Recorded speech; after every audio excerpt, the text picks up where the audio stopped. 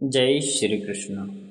भागवत गीता का सार अध्याय नंबर 1। नमस्कार दोस्तों। भागवत गीता का ज्ञान पर असंख्य लोगों ने काम किया है। न जाने कितने गीता आपने सुनी होगी, पढ़ी होगी, परंतु मैं आज आपके सामने प्रस्तुत कर रहा हूँ भगवत गीता की एक और व्याख्या। वैसे ही गीता में अगर कुछ है तो वहाँ है श्री कृष्ण। श्री कृष्ण में यह ग्रंथ रास्ता दिखाएगा, सामने से हम समझ पाएंगे और अपने रोज़मर्रा के जीवन में इसका उपयोग कर पाएंगे। वैसे गीता के बारे में बहुत कुछ कहा गया है और सुना गया है। शायद ही कोई ऐसा ग्रंथ होगा जिस पर इतना लिखा गया हो। गीता में किसी समय पर यह और भी मार्गदर्शन भी होती है, जो एक साधारण भाषा में अगर कहें तो भागवत गीता एक उत्तर है। गीता एक उत्तर है दुनिया के हर परेशान एवं जीवन से जुड़े वजह का। कोई परेशानी नहीं जिसका उत्तर श्री कृष्ण भागवत गीता में नहीं देते। हमारे मन की मस्तिष्क और जो भी शंका, परेशानियाँ, चिंता, किसी भी तरह का आवेश, किसी भी तरह का द्वेष हो, दुनिया के हर धर्म संकट का उत्तर भागवत गीता में छुपा है। 18 अध्याय और हर अध्याय में वेदों और उपनिषदों का सार है। आप यह मत सोचिए कि ये हमारी और आपकी समझ से दूर है। इसकी हर अध्याय, हर श्लोक में आपको अपने आप को अर्जुन समझिए, क्योंकि अर्जुन की तरह शंका, उसका हर समस्या, वैसे देखा जाए तो हमारी ही परेशानियां हैं और हर परेशानियों का हल बताया जा रहा है श्री कृष्ण के द्वारा। श्री कृष्ण सिर्फ अर्जुन का सारथी मत समझिएगा, उन्हें अपने जीवन का सारथी भी मानिएगा।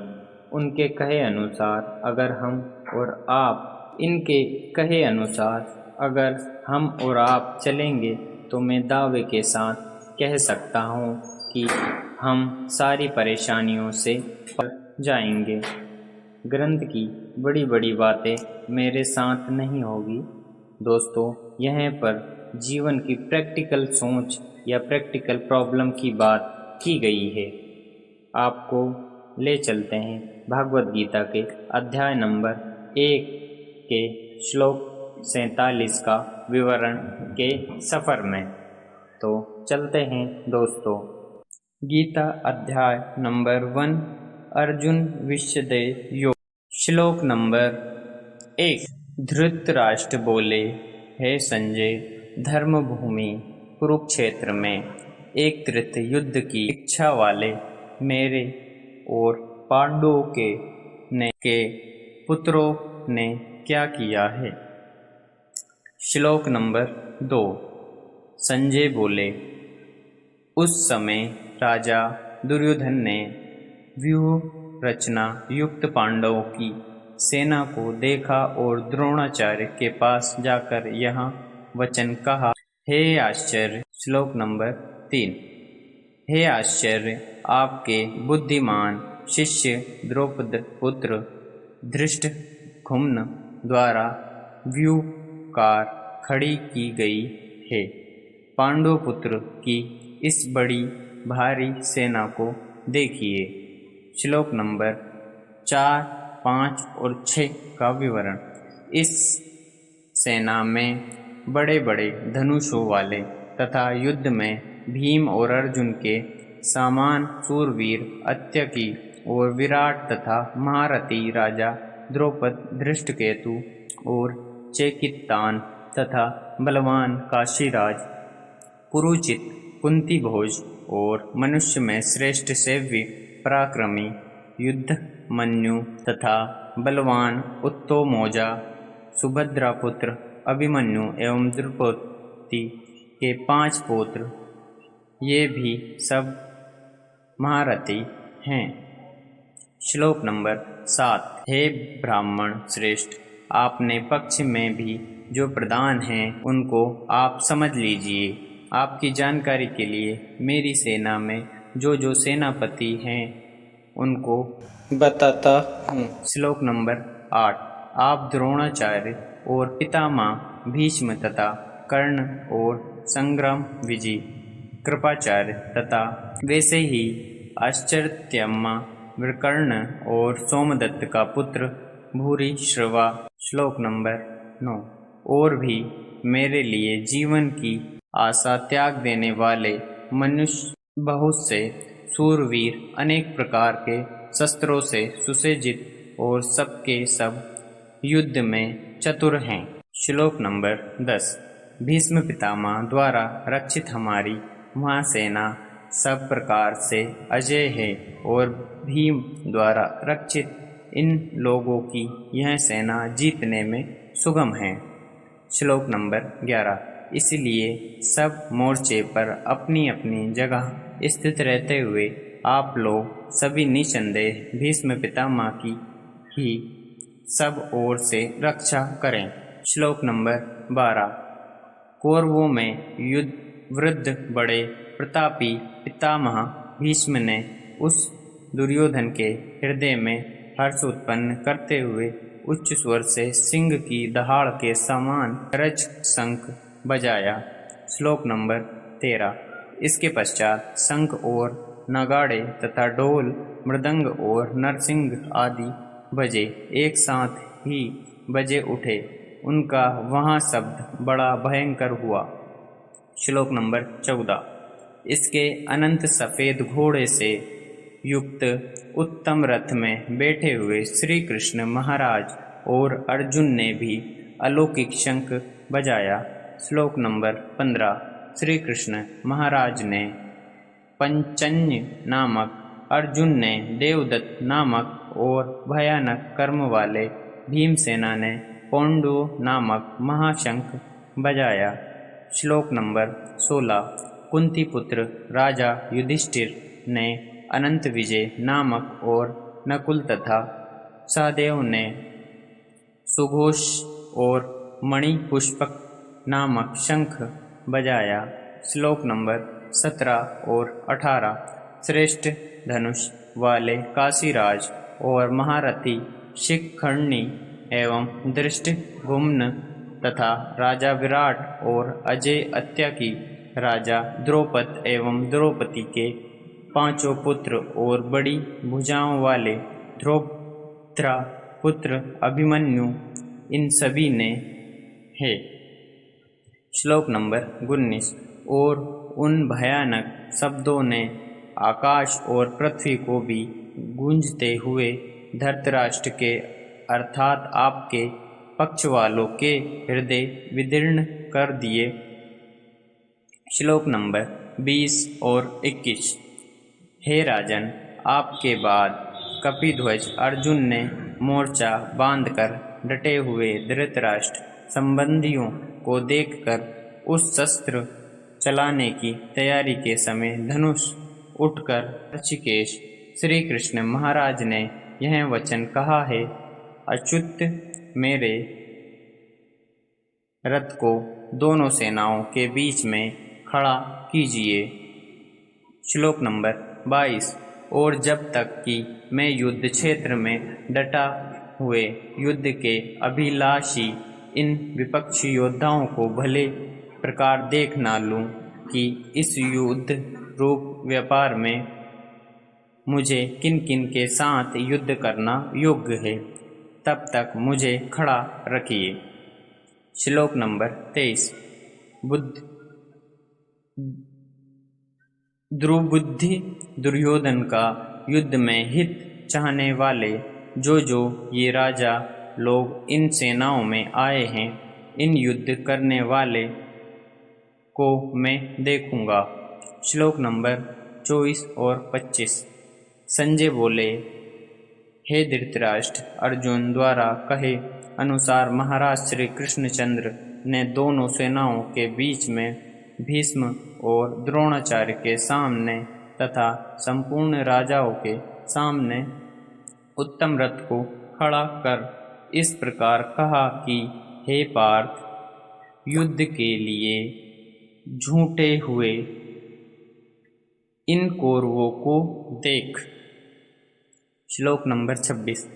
इसके बाद प्रथापुत्र अर्जुन ने उन दोनों ही सेनाओं में स्थित ताऊ, चाचों को, दादों को, परदादों को, गुरुओं को, मामाओं को, भाइयों को, पुत्रों को, पौत्रों को तथा मित्रों को, ससुरों को और सुहृदों को भी देखा। श्लोक नंबर 27। उन उपस्थिति संपूर्ण बंधुओं को देखकर वे कुंती पुत्र अर्जुन अत्यंत करुणा से युक्त होकर शोक करते हुए यह वचन बोले। श्लोक नंबर 28 और 29।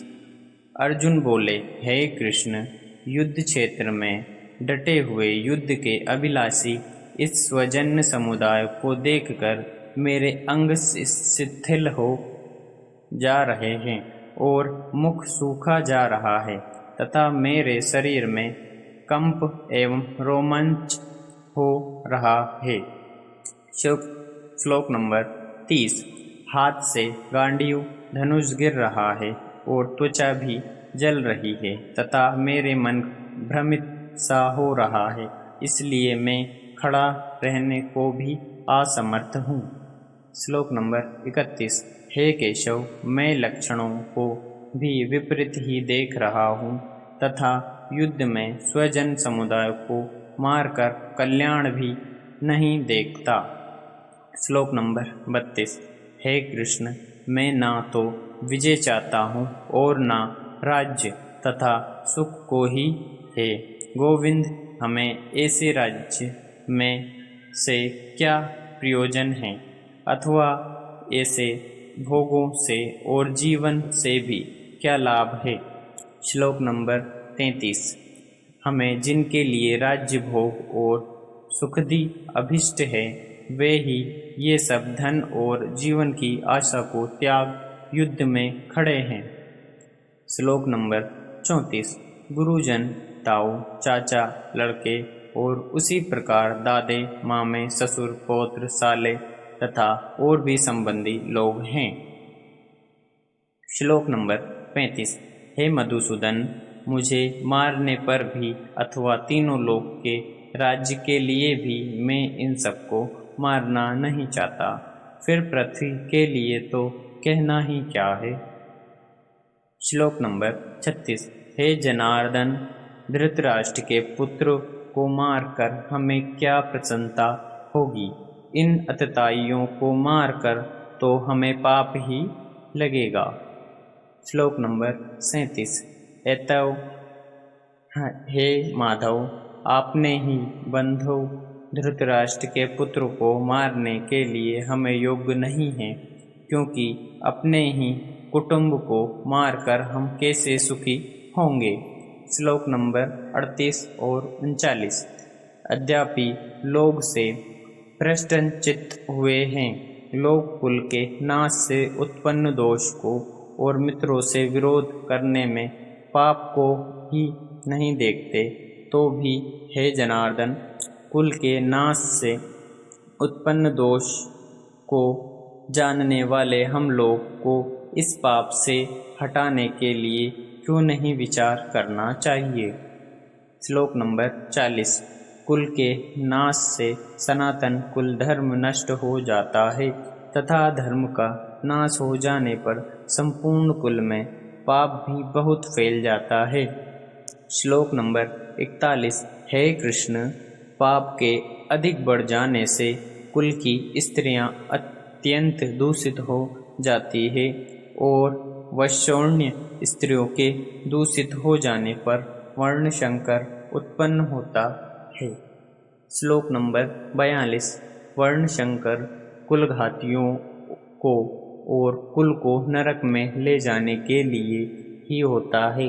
लुप्त हुए पिंड और जल की क्रिया वाले अर्थात श्रद्धा और तर्पण से उचित इनके पितर लोग भी अधोगति को प्राप्त होते हैं। श्लोक नंबर 43। इन वर्णशंकर कारक दोषों से कुलघातियों के सनातन कुल धर्म और जाति धर्म नष्ट हो जाते हैं। श्लोक नंबर 44। हे जनार्दन, जिनका कुल धर्म नष्ट हो गया है, ऐसे मनुष्य का अनिश्चित काल तक नरक में वास होता है, ऐसा हम सुनते आए हैं। श्लोक नंबर 45। हाँ, शोक हम लोग बुद्धिमान होकर भी महान पाप करने को तैयार हो गए हैं, जो राज्य और सुख के लोभ में स्वजनों को मारने के लिए आघात हो गए हैं। श्लोक नंबर 46। यद्यपि मुझे शस्त्र रहित एवं सामना न करने वाले को शस्त्र हाथ में लिए हुए धृतराष्ट्र के पुत्र रण में मार डाले, तो वहाँ मरना भी मेरे लिए अधिक कल्याणकारक होगा। श्लोक नंबर 47। संजय बोले, रणभूमि में शोक से उद्विग्न मन वाले अर्जुन इस प्रकार कहकर बाण सहित धनुष को त्याग कर रथ के पिछले भाग में बैठ गए। तो इसी प्रकार यहाँ आखिरी श्लोक नंबर 47 समाप्त होता है। यदि आपको हमारे द्वारा बताए गए इस ज्ञान का वीडियो पसंद आया हो तो हमारे चैनल को सब्सक्राइब कर लें और बेल आइकन को ऑन कर लें। और भी सनातन से जुड़ी ऐसी ही जानकारी हम आपके लिए डेली लाते रहते हैं। यदि हमारे चैनल पर आप पहली बार आए हों तो सब्सक्राइब ज़रूर करें। तब तक के लिए जय श्री कृष्णा।